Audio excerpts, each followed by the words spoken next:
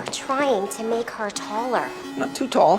Just tall enough to wipe her own butt. Are you high? Higher than you. If my daughter doesn't want to choose the easy path, I won't force her to. Then you're a lousy mom. I'm the best doctor. Just one glance, and I knew this girl had suffered from a collapsed lung. When I saw the TB test mark, I realized the director still hadn't figured out her real cause. So, I made a deal with the director, give me a painkiller, and I'll take over her case. After consulting, we figured her dwarfism was likely due to cartilage hypoplasia, which affects the immune system. Since the TB test checks for immune system problems, that's why her result came back negative. I had her do a gallium scan, and it came back clean. Her lungs were fine.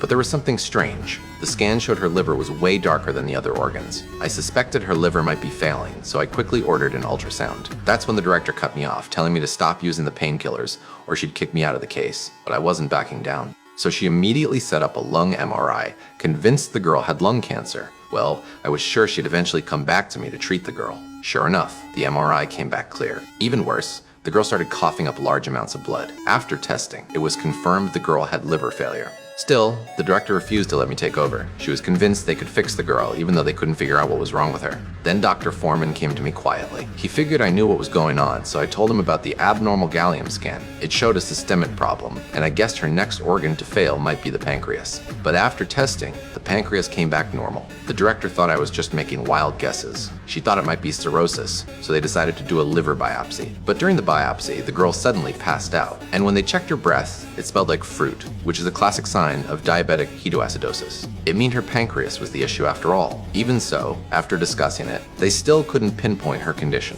Things got worse. The girl's condition worsened, and blood started oozing from her mouth and ears. Out of desperation, the director came to me, pleading for me to come back, even offering me painkillers to tempt me. Huh, does she think I'm a child? I ignored her and started talking to the little girl about dog and bear legs, but suddenly, an idea struck me.